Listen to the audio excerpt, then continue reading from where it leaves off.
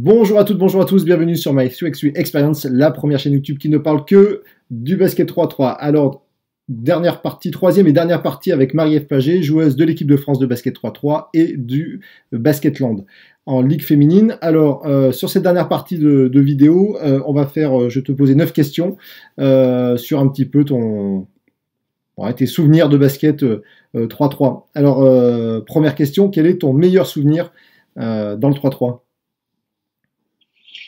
Elle est compliquée cette question parce que j'ai quand même beaucoup de beaux souvenirs dans le 3-3, mais si je devais en retenir que un ou deux, alors évidemment j'ai mes deux titres de championne d'Europe, mais particulièrement le premier parce que c'est le premier tout simplement, donc les émotions qui sont décuplées forcément. Euh, on écrit un peu aussi l'histoire du basket 3-3 français, donc voilà. Et aussi, si je devais citer un autre souvenir, c'est le championnat du monde universitaire au Brésil en 2014. C'est vrai que c'était mon premier titre de championne du monde, d'ailleurs le seul que j'ai, et c'est vrai que c'était quand même un très bon souvenir. Alors maintenant, ton pire souvenir. Le pire souvenir, mon pire souvenir, ce serait le tournoi qu'on a fait, le premier tournoi de la WS qu'on a fait à Chengdu. C'est un tournoi qu'on perd. Donc on perd, on gagne pas, on finit cinquième, on perd contre l'Australie, la Chine. On a fait beaucoup de routes, d'heures de voyage pour perdre. On était hors forme dans les conditions du 3-3. On n'a pas forcément hyper bien joué. Enfin voilà, c'était les reprises des sensations et on s'est quand même pris une belle soufflante après par Richard. Donc c'est vrai que ce tournoi-là, il était un peu dur à encaisser. Donc voilà, si je devais citer un mauvais souvenir, ce serait celui-là, mais ça reste quand même un bon souvenir quand même. Donc Richard s'est énervé alors. Richard s'est un peu énervé. Oui. D'accord. Alors, quel est pour toi alors en tout cas ce que tu as fait, quel est le meilleur tournoi français?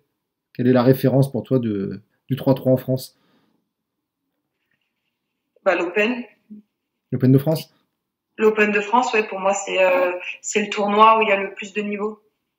Et au niveau mondial, quel est le meilleur tournoi que tu as fait, auquel tu as participé? Amsterdam, c'était quand même une compétition où il y avait beaucoup de niveaux et qui était très bien organisée. Il y avait des tournois de WS aussi qui étaient quand même où il y avait un niveau assez relevé. Je me rappelle de La Rochelle où il y avait des équipes espagnoles, chinoises, une équipe de Pologne aussi qui avait beaucoup surpris. Mais si je devais en retenir quelqu'un, je dirais le championnat du monde 2019 à Amsterdam. Quelle est la meilleure joueuse que tu as affrontée? En tout cas, alors, soit sur un match ou alors sur le tournoi. L'avantage, c'est qu'il n'y a pas les françaises, déjà. C'est ça.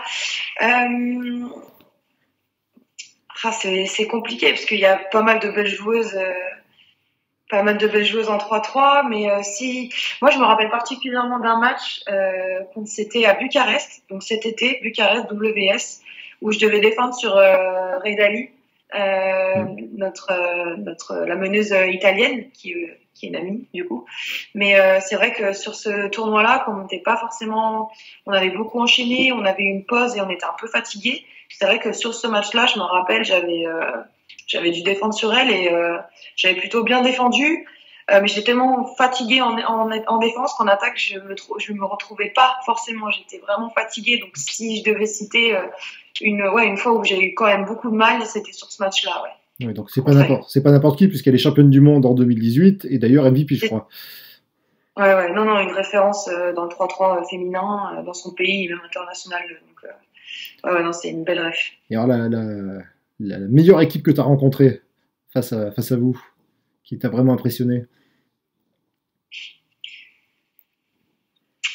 Je dirais que la meilleure équipe, alors il y a l'équipe espagnole de cette année qu'on a pu rencontrer au WS ou même lors de la finale du championnat d'Europe, qui est vraiment une très belle équipe.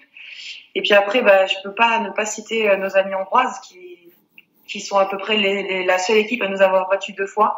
Donc c'est vrai que c'est une belle équipe aussi et on peut pas nier qu'elles sont quand même bonnes. Après, je pense qu'il y avait aussi l'équipe chinoise donc du championnat du monde qui devait être vraiment pas mal. mais on n'a pas eu la chance de les croiser. Mais voilà, on va dire l'équipe hongroise et l'équipe espagnole. Alors, maintenant, plus personnel, quel est ton move de basket 3-3? On va dire qu'il n'y a personne qui écoute. Quel est ton geste fétiche? Mon geste, oh, c'est pas facile. Voilà, je vais reciter celui qui avait été reposté, que j'avais pu faire au championnat du monde. Ouais, je le refais pas forcément souvent, mais on va dire que c'est mon move parce qu'il était en vidéo et qu'il a tourné pas mal sur les médias. C'était le passement dans le dos où j'avais passé la chinoise et que j'étais allée au lay-up. On va dire que c'est ce mouvement-là. Et alors, est-ce que tu as un move 3-3 que tu aimerais maîtriser, que tu aimerais apprendre? Il va falloir que je maîtrise et que que je me fasse confiance à moi-même parce que je pense pouvoir être capable de faire ce genre de passes, mais les passes vraiment en mode derrière la tête ou des passes à la bouloute, à Dusan qui passe dans le dos. Enfin, c'est vraiment un move que j'aimerais avoir et maîtriser. Donc, bon, en France, on a avec Berkani qui en fait pas mal Ouais, des no-look passes, ouais. Des no-look passes un peu à la Berka, ouais. Et enfin, la dernière question, alors quel est ton rêve 3-3? Qu'est-ce qui te reste à... Peut-être faire les Jeux Olympiques.